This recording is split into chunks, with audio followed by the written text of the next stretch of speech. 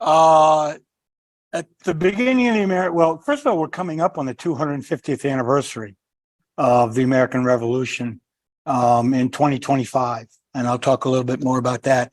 Near the beginning of the Revolution, and if by the beginning we're saying Lexington and Concord, Benedict Arnold with his Rhode Island militia marched to the Boston area to offer their services. And while doing that, he ran into a guy who was headed to Connecticut to try to convince the Connecticut, government to support the revolution. And they knew that Ticonderoga had a lot of cannons and was not heavily guarded. And so they both went their separate ways, but independently, they both ended up deciding to invade, to capture Fort Ticonderoga, which is what they did. And this was the beginning of Benedict Arnold's inability to get along with other people. But they captured Fort Ticonderoga. I mean, in other words, they took the fort from 8 old soldiers who were sleeping, and then they went up Lake Champlain and attacked Fort John. And while there, Benedict Arnold found a letter saying how many soldiers were in Canada. And there was only something like 900 British soldiers in Canada at this point. Now, British Canada at that point is what's now Quebec and Ontario. I mean, it doesn't include the maritime provinces, but just those 2 provinces only had about 900 soldiers. And that's where he thought, well, we should go attack Quebec. I did that.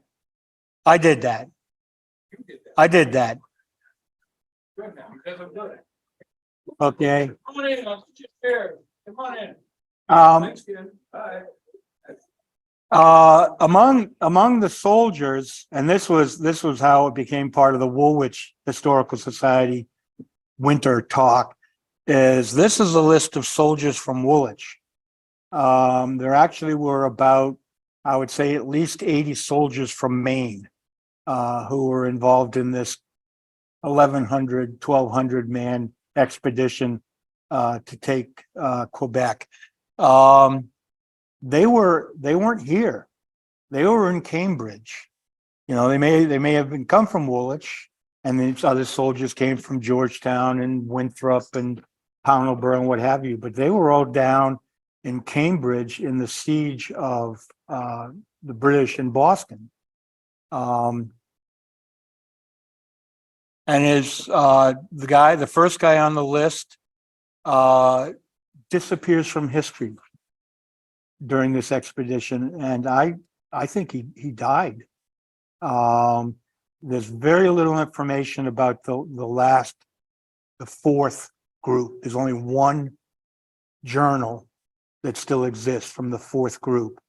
The other 3 groups, there's like 35 journals about the expedition to take Quebec.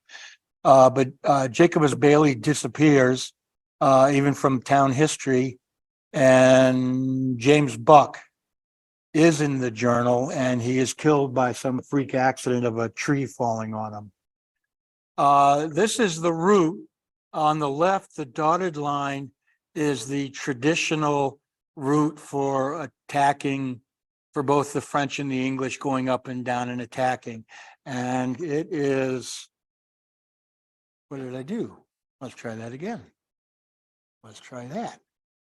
Okay, this is, the Hudson Rivers in here, Lake George, Lake Champlain, and the St. Lawrence. This was the major route for British and French armies to go up and down and attack each other. There's another route up the Mohawk River, which is where the Erie Canal is now, that will take you into Lake Ontario. And those are really the only two ways to go by any serious water route to take you on that. Lake Champlain route, I think in this whole distance, I don't think you climb more than 250 feet. The Mohawk River, I think maybe you climb 450 feet. This is the route that was known. Many people here read Arundel by Kenneth Roberts. He's a monarchist. We can't trust him. He's trying to make Benedict Arnold look good, and he insults the boat builders, so he's got to be bad. You know, he goes and he says that only one white man had ever done this route. Well, that's completely false. First of all, the Indians have been using it for thousands of years. The French had been using it for 100+ years so that the French and Indians could attack the coastline of Maine. The English, the governor of Massachusetts in 1755 had sent an army up the Kennebec River as far as what's now Bingham, and started on the portage over into continue on to get to Canada. I mean, this route was known, but for some reason we say one white man knew this route, this English officer, and he wrote a book or directions on how to do it, and drew a map and left parts out of it because, you know, if you do something that the enemy might get their hands on, in this case it would be the French, you're going to leave parts out of it. And so it has gone down in modern history that he is the only person who knew the route. In his description, he talks about how the New Englanders got the part up at the Canadian border wrong. So obviously English Americans had already been there. And the other thing is, I just found out a week or two ago that the guy who lived at the Pownellborough Courthouse, and the Pownellborough Courthouse was the courthouse for this whole region, and the guy living there was the surveyor for the Kennebec proprietors, and he had the maps, and he had the journal, and he supplied Benedict Arnold with the maps and the journal. And the reason why I found this out is I've seen his applications to George Washington to get paid for having made maps and making a journal. But just because it's known doesn't mean it's going to be an easy. I'd be willing to bet that none of the people making decisions knew that. Unlike these other trips, you know, 250 feet is the high point, 450 feet is the high point. Going up the Kennebec River, by the time you get to Bingham, about 70, 80 miles, you've already gone up 450 feet. And then in the next 10 miles, you have to go up another 1,200 feet. And a lot of that's in the first couple of miles, of which you're carrying 400-pound bateaux and what have you. We'll get back to that. Whoops. This is just the route. The you know, starting down, I hope you can make this map out. Starting down here in the Boston area, at this point there were 17,000 colonial troops surrounding Boston, and it was a bit of a stalemate. They couldn't really attack the city, and the British couldn't really come out of the city. But so the Arnold expedition went up to Newburyport. They sailed up to the mouth of the Kennebec. In some parts rowed, and our boat Virginia will be able to row that too. They were rowing boats bigger than the Virginia up the Kennebec, most of them to Pittston, which is the place in Pittston is 6 miles below Augusta. Above Pittston, a few boats could make it, but not all, bringing the soldiers and the supplies. Newburyport, Fort Western is what's Augusta. 17, 18 miles above that is Fort Halifax. And then up here, and I count on you guys to correct me. Up here is that 13-mile portage where you go from the Kennebec River to the Dead River, when the Dead River actually is the western branch of the Kennebec, but it's called the Dead River. And there's so many rapids and what have you that it is easier and safer to go 13 miles, climbing 1,200 feet than it is to try to go up around the river. And then you get into the Dead River, the chain of ponds. This line is the height of land between Canada and the United States. And then you get into Loch Magantic, which at that point you're going downhill, which is always nice. And this is just an example. Like I say, Kenneth Roberts is saying in 1775 they didn't know the route. Well, here's a map in 1754 showing you the route. And it even says on it, it gives you the Great Carry. Well, sorry. It gives you the Great Carry. I think it's in here. And it says a French deserter told the English about this route.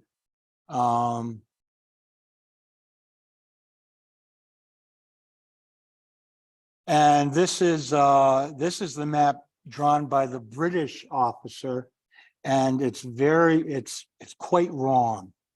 And there's a whole nother lake over here that the Benedict Arnold did not know about. And by this point, when the men are starving, they got lost on the eastern side of that lake, and that caused them quite a lot of grief. And this is also the region that the British officer said that the New Englanders got it wrong. So obviously, he was acknowledging that the New Englanders had been there. And just one more map. This is the coast of Maine, and that's where everybody lived. That's where all the English Americans lived, was on the coast. There wasn't very far up the river, very many people. And here we are building a bateau. And I guess that's a video. Yeah. And the guy, how to advance it? Okay. The guy in the white hat is David Lake, and he just stays in the background and he did all the work. Whereas me in the blue shirt, I just wandered around talking.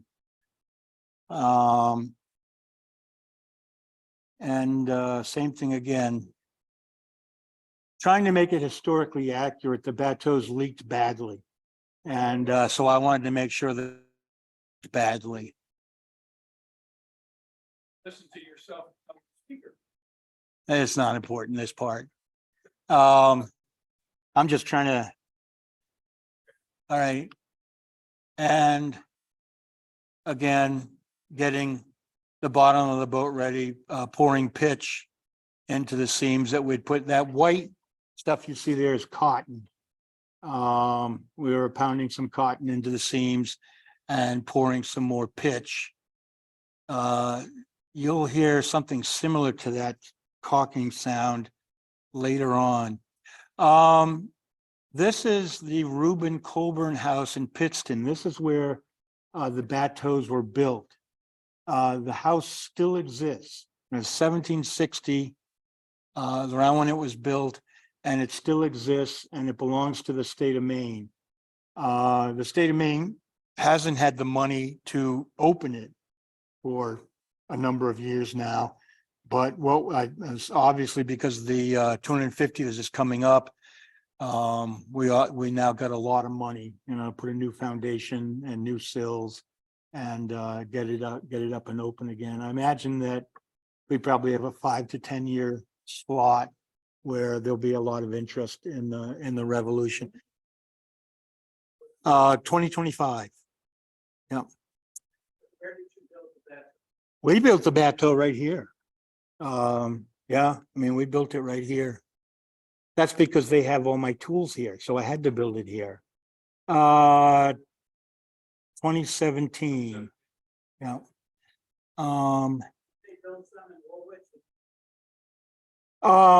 You mean in 1975? Is that what you mean?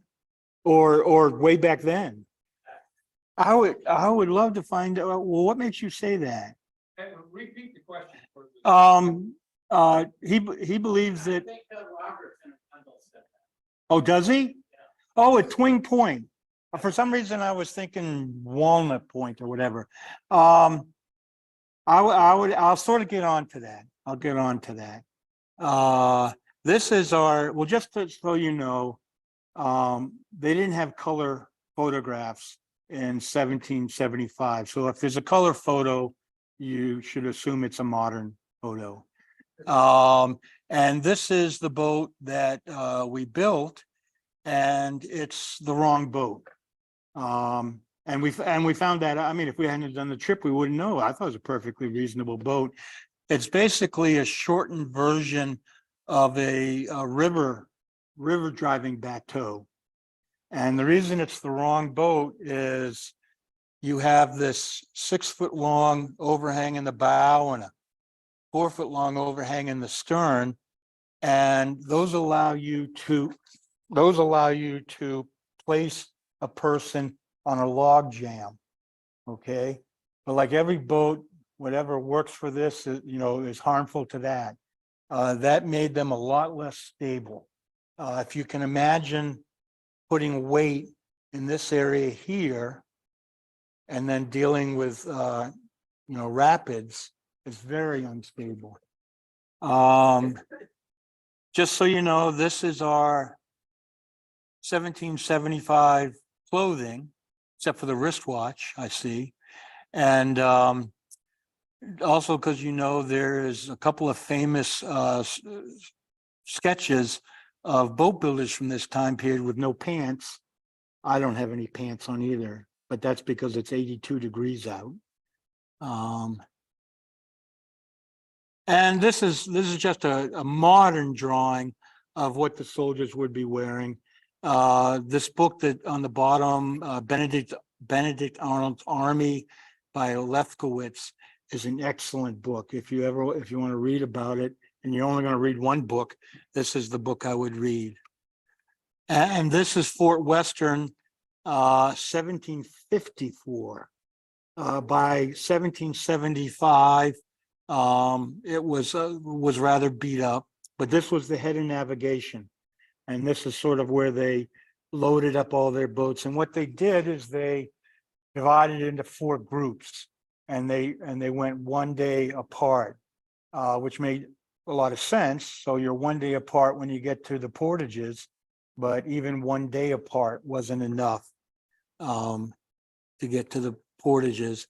And this is Fort Halifax, and this also predates. By the time of Benedict Arnold, Fort Halifax was in very sorry shape, and I think it had even been sold. It was no longer belonged to the government.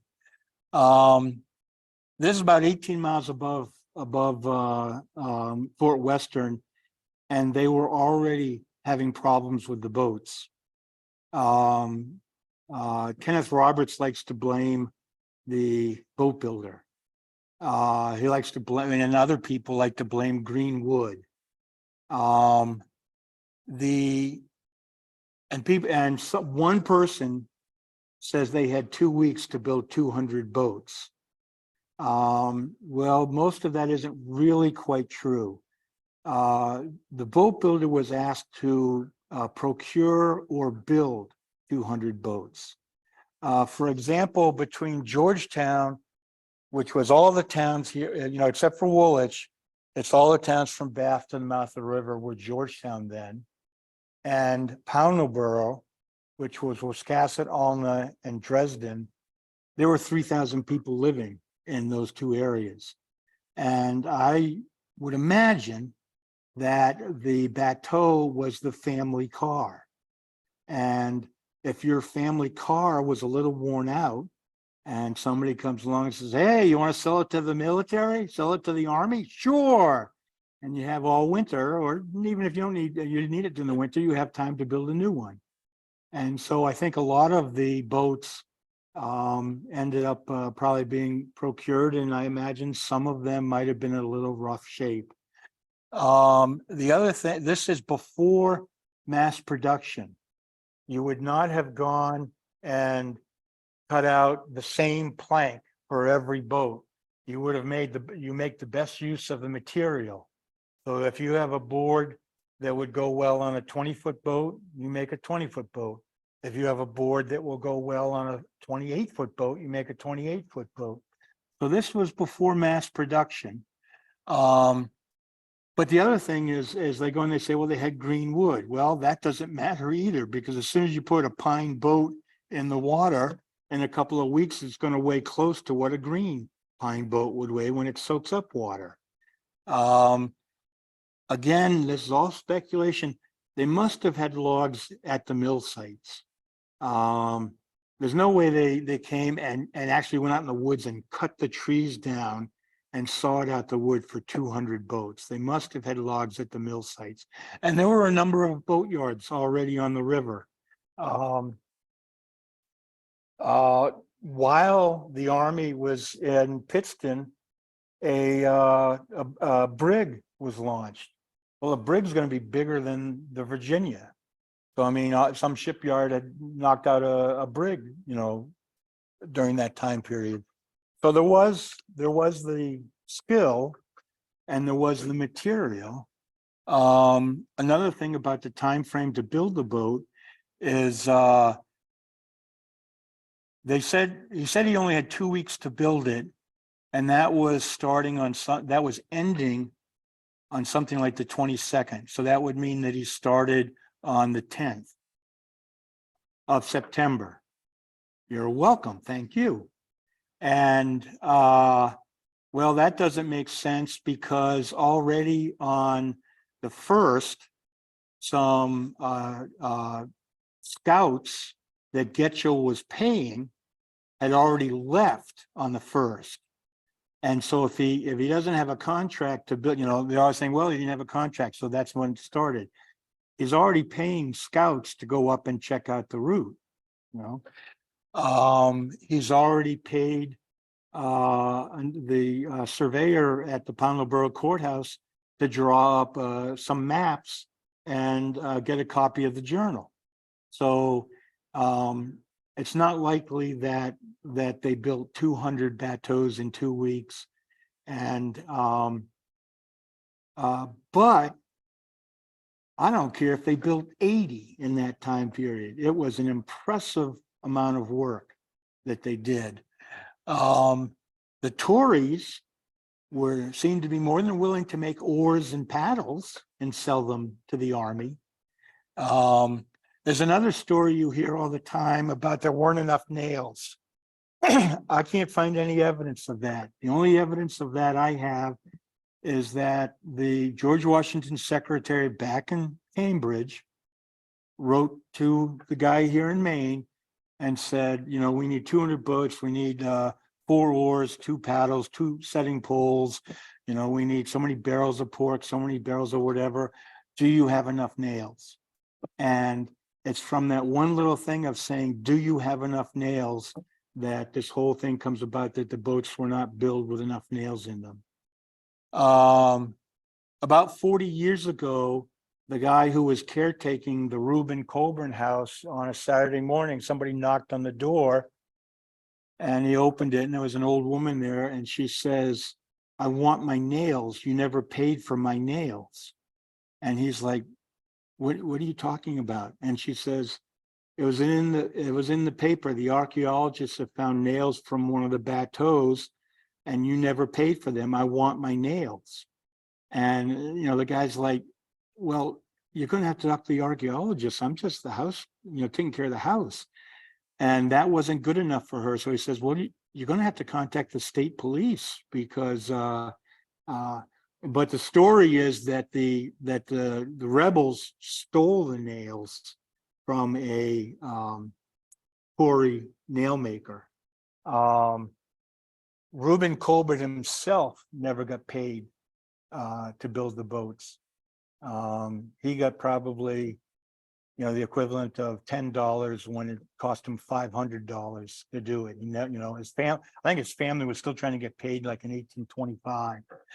But the other big thing about these boats is that the major reason, and even Arnold and everybody mentions this, is that the guys don't have the skills to pole a bateau up rapids. And that is quite a skill. And these guys are trying to pole 1,600 pounds. They're not trying to pole a 80-pound canoe with 100 pounds of camping equipment. They're trying to pull 1,600 pounds up rapids. And if they're pulling up rapids, that also means there's shallow spots where they're wearing the bottoms out. So even by the time of getting to Fort Halifax, some of the bateaux have been damaged. The doctor, a 22-year-old Dr. Center, complained so much about his bateau, he went and he bought another one. So there are obviously ones still available. And one thing on the side is the officer, that doctor was a whiner, and the officers were whiners. And trust me, it's the officers who are at fault. The soldiers will sit there and say, we'll make no complaints. And then you'll read the officer's journal and it's like, oh, it was a miserable day. Oh, it was so hard. So already by Fort Halifax, 18 miles up the river, they are already losing boats. This is probably what they thought they were going to be doing. This is a great big bateau. It's on relatively calm water. There's quite a number of men poling it. This is a modern drawing of the Arnold expedition. Again, there's quite a number of men in that boats. From the very beginning, half the men walked. The boats were not to carry the soldiers. The boats were to carry the supplies. Basically, it was 2 to 3 men to a boat for going upriver. And this is probably much more like what it really was. You'll see this is on the Dead River up by the chain of ponds. But you see, they're basically having to drag this 400-pound boat over rocks, and there's not even any cargo in it. So this is, you can imagine you could easily wear the bottom out of it. And it gets even rockier during the river up to the chain of ponds. One of the things that happens is when you go out in the woods for an expedition like this, old people wander out of the woods and help you. I will get to more of that. And here we are, we're wearing the bottom off of the boat, going up river. And this right here is a piece of plywood I just found along the shore, and we'd nailed that on. And this was a strip that was protecting the plank ends, and it wouldn't do anything. We're just cutting that off.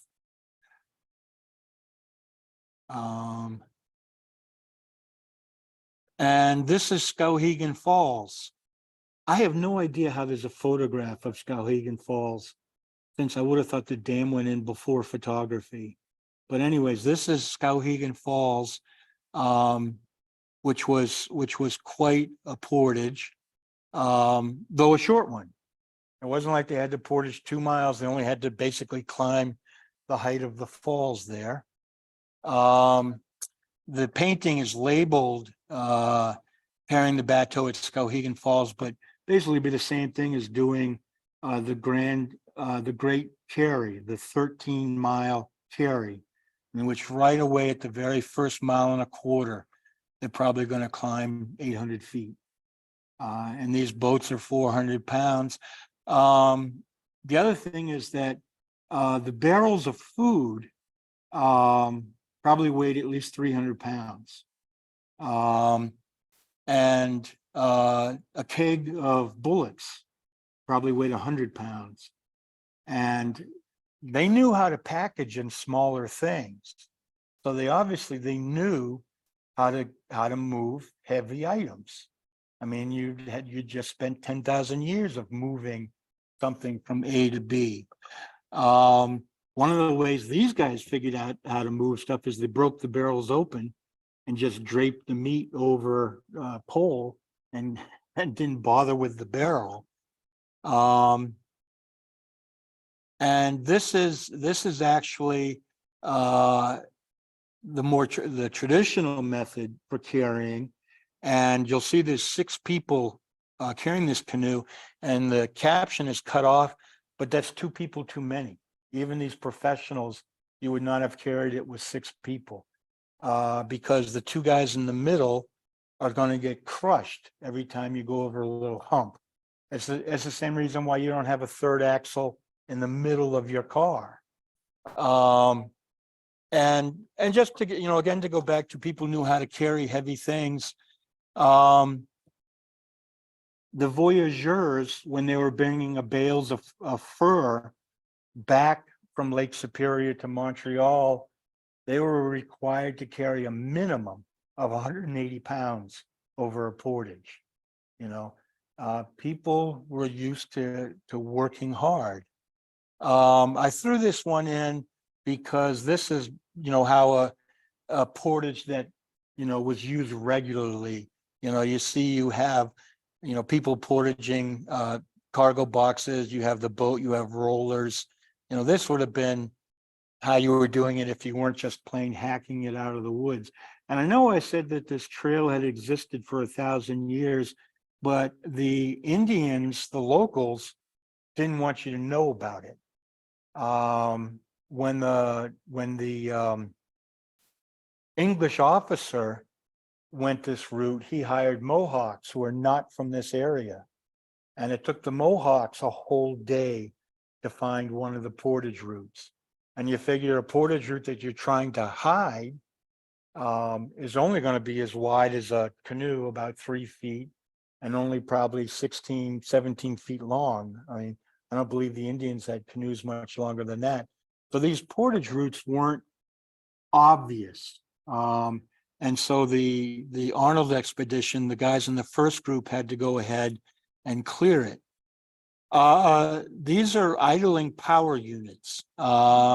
If you go to the Maine Maritime Museum, you'll see a picture of idling power units. And basically, these are the all-purpose cow. They're milk cows, they're beef cows, and they are oxen. And they're American milking Devons. And Jeremy back here has 3 of them now, 2 of them, 3 of them, 3. And there's only like 500 or 600 of them left in the world. And what it is like, I guess around the time of the 1975 bicentennial, people realized there were a number of breeds of cattle and chickens and what have you that were going extinct. And so this is one of the breeds that a few people with no brains, I mean, people like Jeremy are taking care of.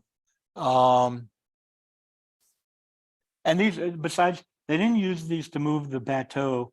They might have used them to pull barrels or something on a sledge, but it was also that was how you moved, 1,000 pounds of meat. You made the poor meat bring itself before you killed it. And I think the last ones were killed on the Dead River. But the real secret to modern day exploring is the Skowhegan High School has a river rescue class during the day, just in the regular time period. They have a river rescue class. Man, I would love to go there.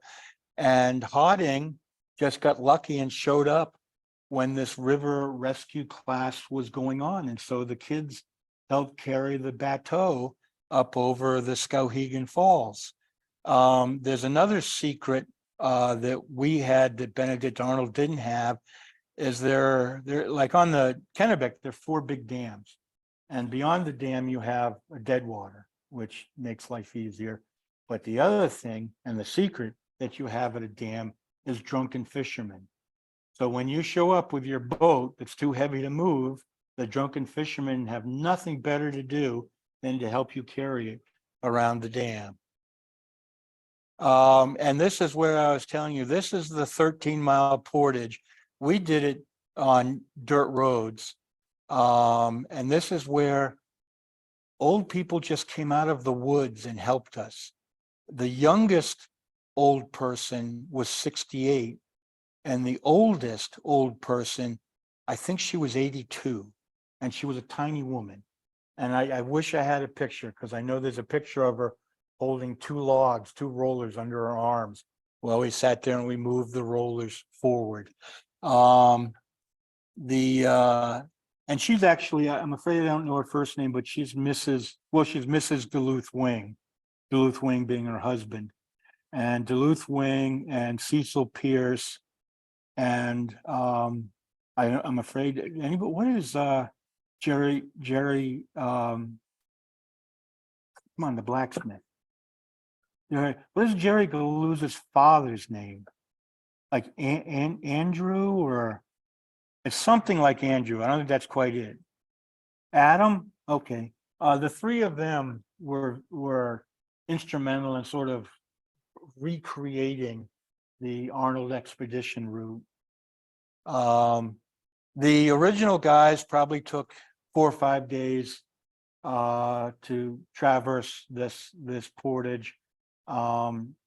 We didn't want to make them look bad, so we took 5 days also to traverse this portage. And we used a pickup truck to move all the gear. And there you'll see the rollers. Those are the rollers in the boat that we used for rolling them.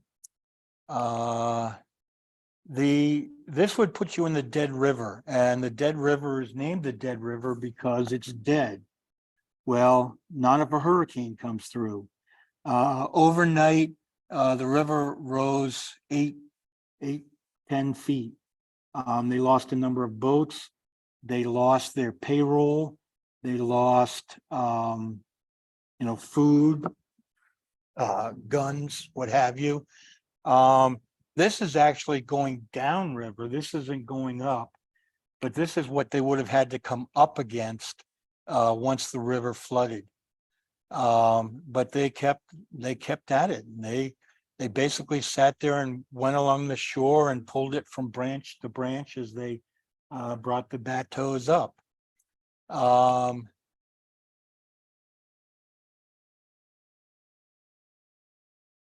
Right. Oops, sorry. This is now we're on the easy part. Now we're going down the Chaudière. And we went, and after going up the Dead River, which was not that business like I just showed you of a flooded river, it was that business of dragging it in a practically dry river. And we got up to the Canadian border, and by now we're really cheating. We put the bateau on a rusty old boat trailer, and we loaded all our gear into it, and we rolled it 6 miles.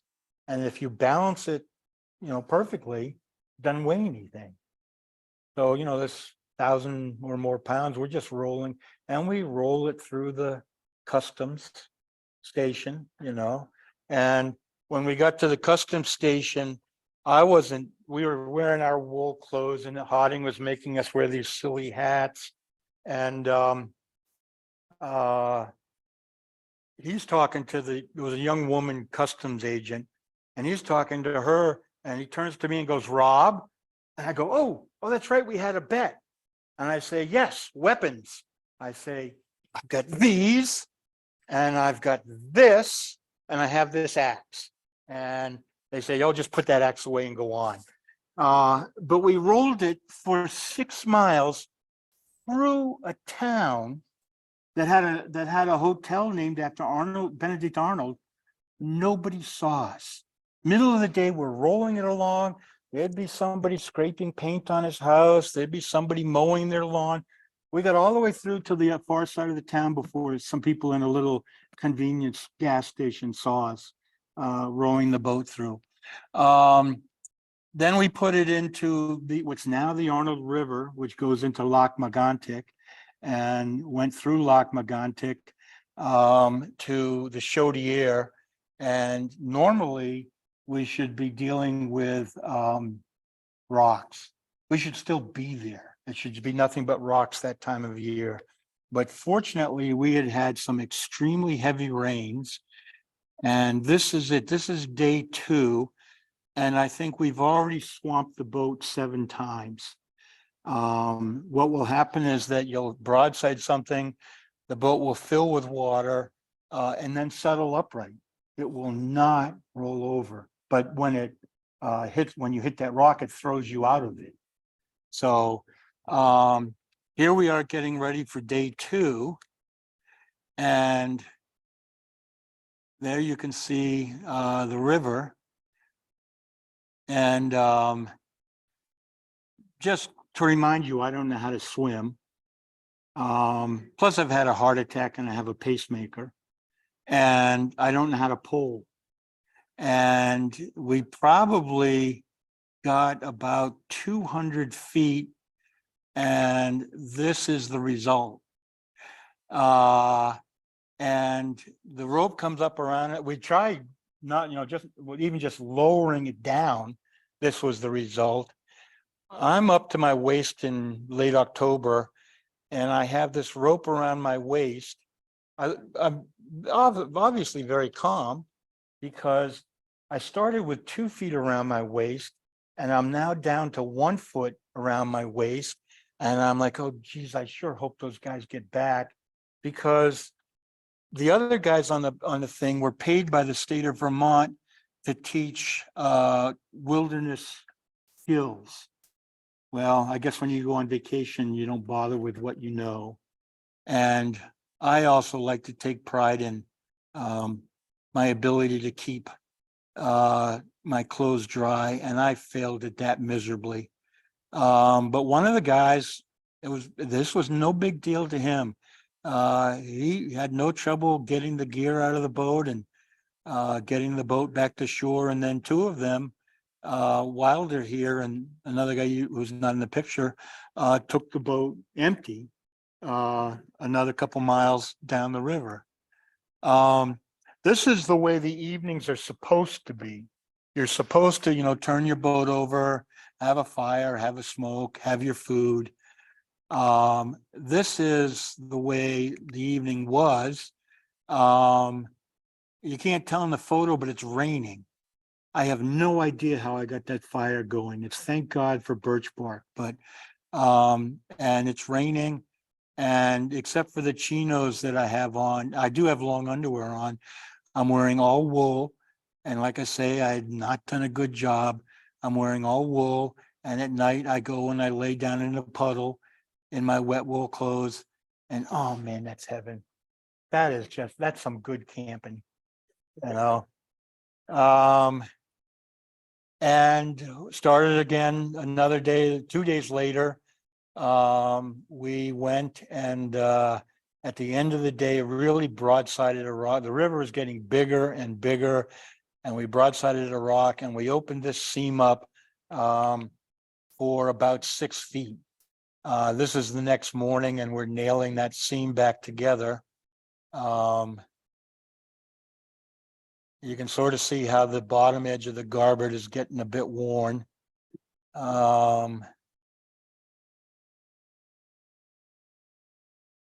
Let's see. Okay. Now listen, this is what you talk about.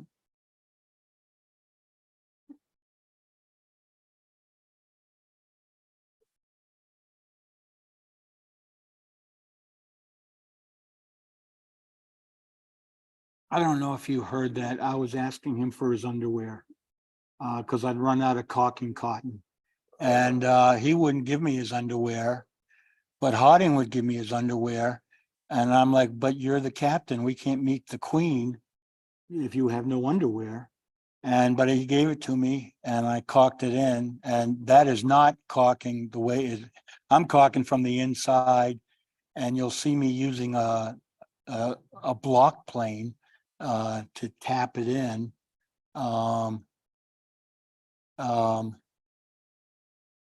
And so we got the boat fixed. This is about 4 days of constant capsizing and what have you. And I don't know why I had a flashlight on my head. I thought I was going to be able to look through the caulking seams or something, but we got it all repaired. And really, as far as you can see, which isn't that far in this picture, this is what we got to. And so here we are taking on more water, and you don't see it right now, but I got a pump. I'm pumping. And there's a couple more nice splashes. And the advantage to all of this is there was a serious waterfall around the corner, and we hadn't expected it. We didn't realize we were that far down, and so we went and we eddied out, not because of the waterfall. We eddied out to bail the boat. It's a wooden boat, basically absolutely filled with water. It still floats. And so we bailed it out, and by this time somebody had looked around the corner and found out there was a waterfall, and it was raining and gray and what have you. And we were just at the beginning of a city. And so what you would obviously do is we called up the U-Haul, and we got a U-Haul and put the bateau in the back of the U-Haul. Actually, we put the bateau in the next day. I'm going to give you some more wilderness skills. Is we got the U-Haul and we went into town and found a restaurant. And while we were doing that, we looked at our phones at Google Satellite. And I said, well, find me the industrial section of town. And, here's an industrial section of town by a little river. And I'm saying, here, we'll go park there. Nobody's going to. So we just go and park the U-Haul and set up camp inside the U-Haul and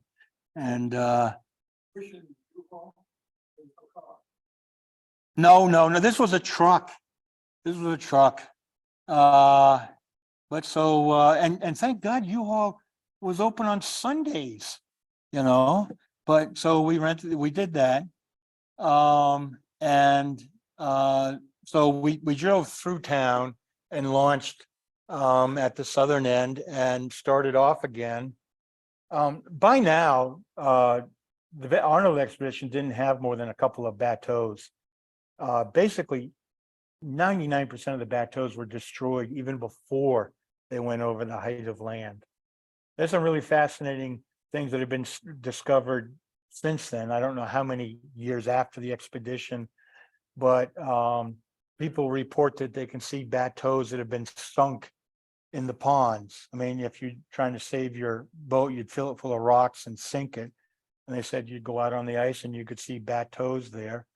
Someone else talks about going through a marsh, and he just sort of got a stick and he hits something and he can tell there's a bateau under there. They would find iron rings from where they would gone and put a stack of poles for poling against a tree, and the poles all rotted away, and the 24 iron rings would be there. I did say they had found a bateau. They'd found the nails for a bateau between two. And one of the other fascinating things is that, and this wasn't just on the Arnold Carry, you go and you put a road through a evergreen forest and then abandon the road.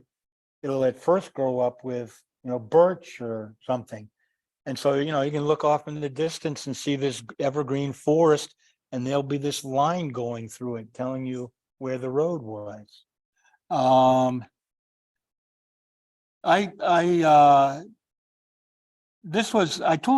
don't think I told you. The people from Woolwich quit. They turned back. So did the people from Poundleborough and Georgetown, and about a third or a quarter of the last quarter of the troops got to the far side of the Great Carry and said, we're going back. And they had a vote, and 5 officers voted to continue and 5 officers voted to turn back. And he was the deciding vote, and he voted to continue. And the 5 officers who voted to go back took him aside and says, we don't care what your vote is, we're going back. Now, if you're in the last group, you have already seen half of your food resources lost. You've seen 150 bateaux smashed. You've seen the sick soldiers working their way back, downriver. I mean, you haven't seen a very good, it's not looking that great.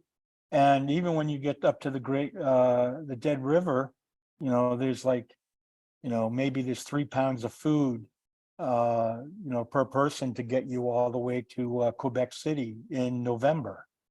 And so 1/4 of the soldiers turned back, which doesn't look good, except for the fact, even though they were from Woolwich and Poundleborough and what have you, they didn't come back here. They went back to Cambridge. They stayed in the Revolution and went back to Cambridge to fight on the siege of Boston. And most of that list of Woolwich soldiers I showed you, probably more than half of them rose through the ranks. A lot, at the least, 1 or 2 went from private to corporal, but a number of them went from, private to an officer. And one of them, who was a substitute, he wasn't even one of the originals. He replaced a guy here in Woolwich where the original guy got sick, and so he found a substitute. The substitute ended the war being a general. So in other words, these guys may have turned back, but they weren't quitting the revolution. And you also got to remember, these were revolutionaries. They didn't have to do what somebody else said. Here we are, reenacting getting away with the food.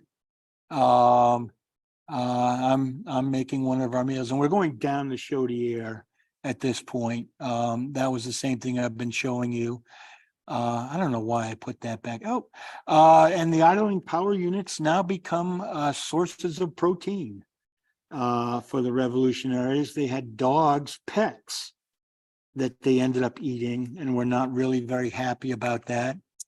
And this is Quebec City 1 year after. By this time, they've eaten their shoes, they've eaten their belts, they're walking barefoot in October, November. I don't know how they walked barefoot in the water on rocks, but they were walking barefoot. They ate every last, when they killed the dog, I mean, they ate everything. Around this point, the order was given as just every man for himself. Instead of staying in your company, you just did what it took to get out of the woods. And they got themselves to the French peasants in Canada, and they were sort of surprised at how nicely they were treated by the French peasants. And they also commented about these weird religious rights that the Catholic French peasants had. A big part of this, I didn't even tell you this, part of the thing was to get the French to join the colonies, to become the 14th colony.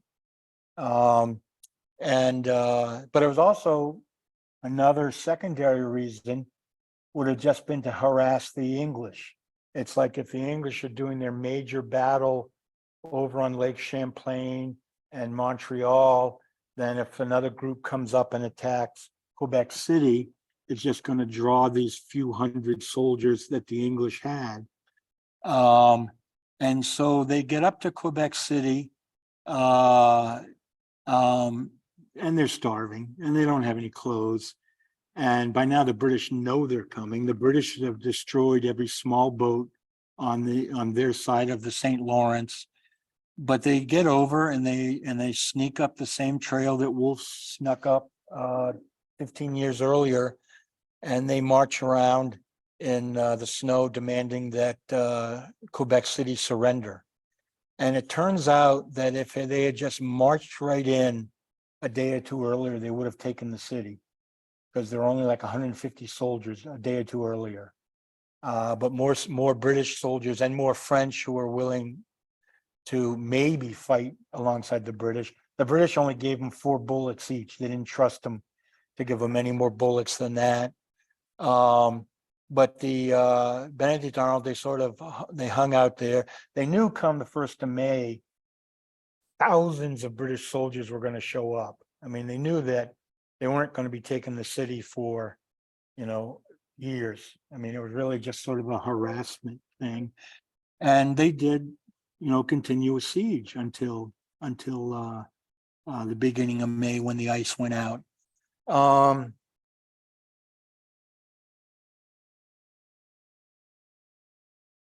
And what happened, and this is embarrassing, General Montgomery came from Montreal, and he's now a senior officer, but Benedict Arnold gets along just great with senior officers.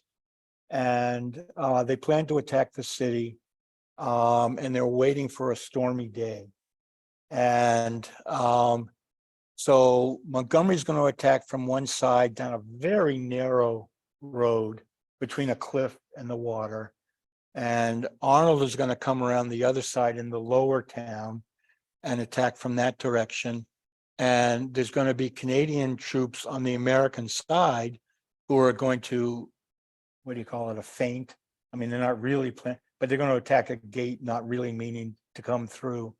Well, and this is what I say is embarrassing, is the reason they attacked on December 31st is the New Englanders were all quitting the next day. This was the way the American, and probably the way, I don't know, this is the way the American Revolution went. As you signed up for 6 months and the 6 months was up and you're done. And that sounds like, what the hell is that?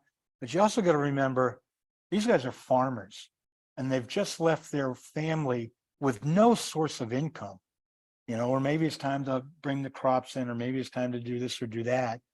But, basically the soldiers would volunteer for a length of time. And then after that, they had to go back. And the other thing is that we know of 6 women who were on this trip. And I think there could have been plenty more. I just don't think they bothered to write it down. They only bothered to write down that there was a woman if there was an unusual event, but if just a normal event, they didn't bother to write it down. So they attacked General Montgomery. The British got lucky. The Montgomery's army came along this narrow road, and the British soldiers sort of panicked and fled, but they touched off one cannon shot, and that cannon shot killed General Montgomery and killed like the next 3 in command. And now the guy who was still alive and in command, he like, no, and he left. And the other thing they talk about is, like, if they're coming down a narrow road, they don't know what's going on. All they know is everybody in front of them is dead. So it's not like, this whole idea that the guy turned and fled, maybe it was a wise choice. But the Benedict Arnold's men come around from the other side and attack. And right away, Arnold gets shot in the leg and has to be taken off the field. And Arnold was great at getting his men going. And by losing him, he wasn't there to push them on. And they attacked, and they were attacking barricades, and the English were inside the buildings. and the Americans lost horribly, and probably more than 300 men were captured. Now Arnold, I don't know what this is. This is the river. Arnold, they stayed. They didn't, even though they'd lost like 3/4 of their men, they stayed and continued to fight. And the men in prison kept thinking, oh, well, we're not done. They'll break us out and we'll continue. This is the icebreaker. I guess you're going to see it for a second. Pierre Radisson. And 3 of the 5 of us on the trip have a beef against it. And just so you know the outcome of the story, we took Quebec. So if you want to visit Quebec, just ask me out, I'll say, fine, go ahead, because we took it. Now you may wonder, how did we take it? Well, we snuck over on Friday to reconnoiter, and the Coast Guard station is right downtown. And the Pierre Radisson that we have a beef with was there, and we walk up to the gate and the guard says, like, you can't come in here. This is a military base. And we're like, oh, okay, all right, fine. And then Hodding continued up along the shore, and he found this secret path that nobody knows about. And he was filming this secret path, all the while joggers and tourists are walking up and down behind him. And so the next day in the morning, the rest of the guys got absolutely plastered. I'm obnoxious enough sober, so I didn't, but they got plastered before noon. We rode across the St. Lawrence and went up alongside the icebreaker and attacked it. We went up alongside it with our bateau and took our oars and pounded on the hull, and nobody chased us away. And then we went further up the river and landed at that secret path that nobody knows about, and climbed to the highest point on the plains of Abraham. And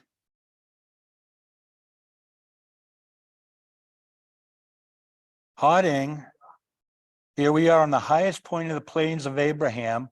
The guy on the left made that flag the previous night. But here we are on the plains of Abraham, and thank God we don't have a photo of it, because like I say, the other 4 guys were as drunk as could be, and I knew Hodding wouldn't let us go unless we mooned the Citadel. And so we mooned the Citadel and really confused the Japanese family. And that's the end of our trip. Benedict Arnold does have a statue commemorating him in the United States, because he was the hero of Saratoga. And because he got wounded badly in his leg at Quebec, and then got wounded badly in his leg at Saratoga, where he turned the tide and made us win that major battle, you couldn't have a battlefield without a statue to him. But all they have is the boot, and on the back there's some writing, but it does not mention his name. And he was told that if he were to die, they would bury his leg with full military honors, and they'd be glad to hang the rest of them. And just for example, this is one of the guys' graves in Woolwich, Nequasit, and this is his house. I didn't even know this. He's like 5 miles down the road from me on Fifth Point. But that was one of the guys from the Arnold expedition. And Wilder Nicholson was the young guy who did the filming. Hodding Carter is the guy who's tried to drown me. Debbie Locke and the Woolwich Historical Society, I got a lot of information about the Woolwich people. And Jeremy has the cows. And I know I'm forgetting 2 people, and I'm still forgetting 2 people, and that's it.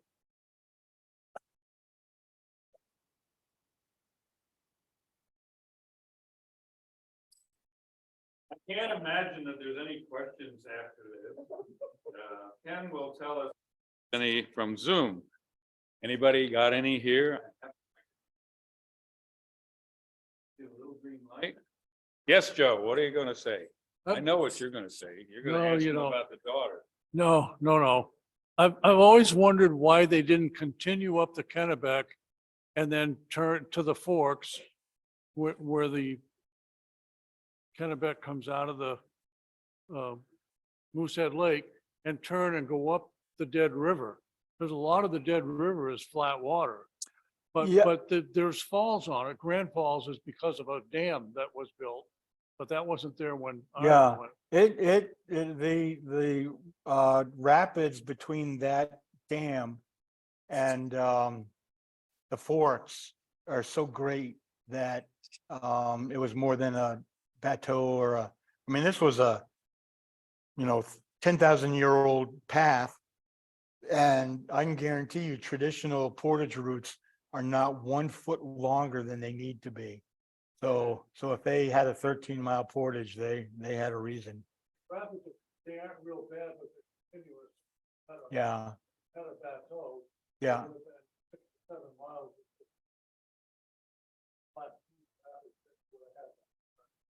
Well, the bateau's in my front yard. You want to go try it? You saw that it floats no matter if it's swamped. I'll go with you. Who told me the story about the Indian woman? Wasn't that you? Someone here did. Someone today, back in the corner. Wait a minute, let me get you the mic. For the people out.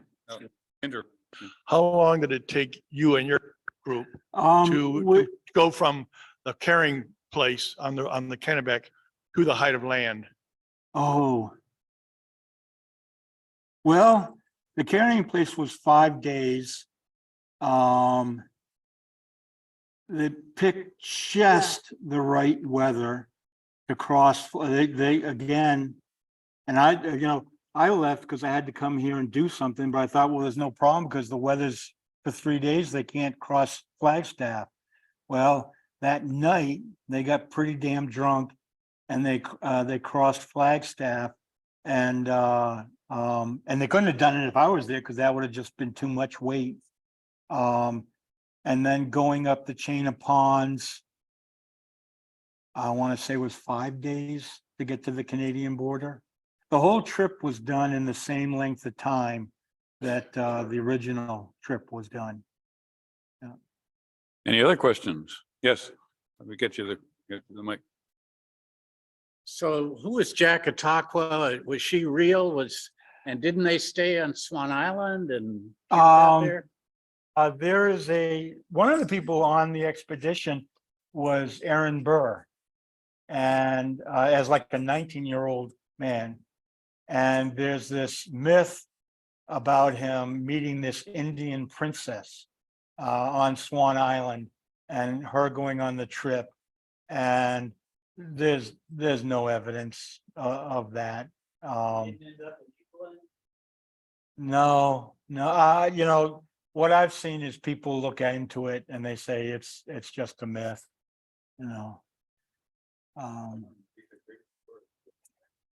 Yes, any other questions? We got, let me go for you first, miss. Just wonder on a princess. Well, just my wife. Oh, As a matter of fact, my princess came up for one day in Canada. So yes, I did come across a princess. Yeah. Was there another question back here? Yeah, Ken. What do you? Well, I'm glad you asked that. There is this group called the Arnold Expedition Historical Society.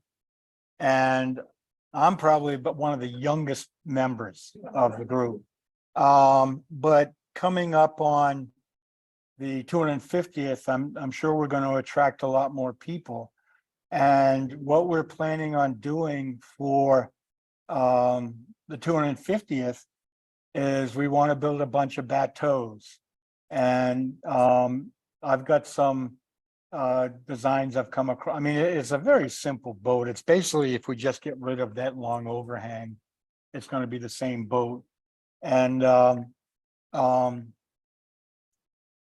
hoping to get school groups and historical societies and the Maine Maritime Museum and what have you build bateaus.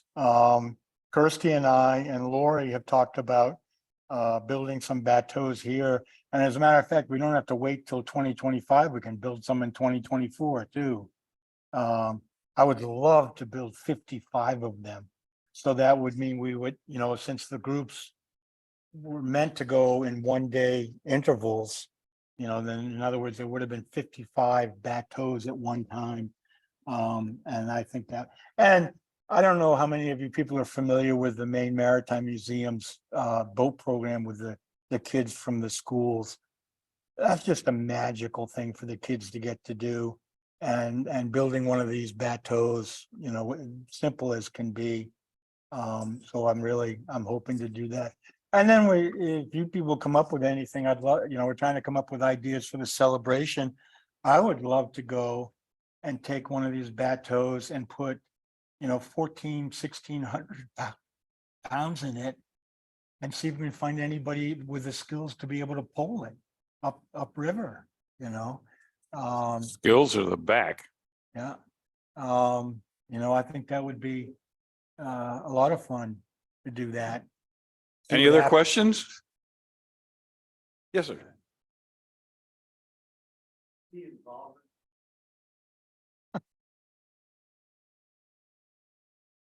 Relations. There's a lot of, there wasn't any, nobody was, the indigenous were not stopping them. I'm getting conflicting stories. The boat builder, Reuben Colburn, brought, you know, 16 Indians down to Cambridge, to George Washington. And one story says that Washington, he wasn't going to have Indians involved in the revolution. But I've seen other events where they were involved. You know, they go and once they're in Canada on the south side, I think they do get 40 Indians to join their group of people. There are little tidbits about, you know, the Indians didn't like just sitting around. They like to sit there and take pot shots at the sentries on the walls. There's a famous story. There was somebody named Natanis, and what's the guy who wrote the Book of Arundel? Roberts. Roberts. They write of him as like a bad guy. And it is very possible that the Americans thought he was a bad guy until they ran into him halfway there. And he told them, look, I've been following you guys and giving you little messages and what have you. And I think if you go into the military records for Massachusetts and Maine, you'll find Natanis and his brother and a few other Indians are listed of having been involved. Good. Yeah. Any other questions? It's rolling past 8:20. It's been a wonderful evening. No one has any more questions?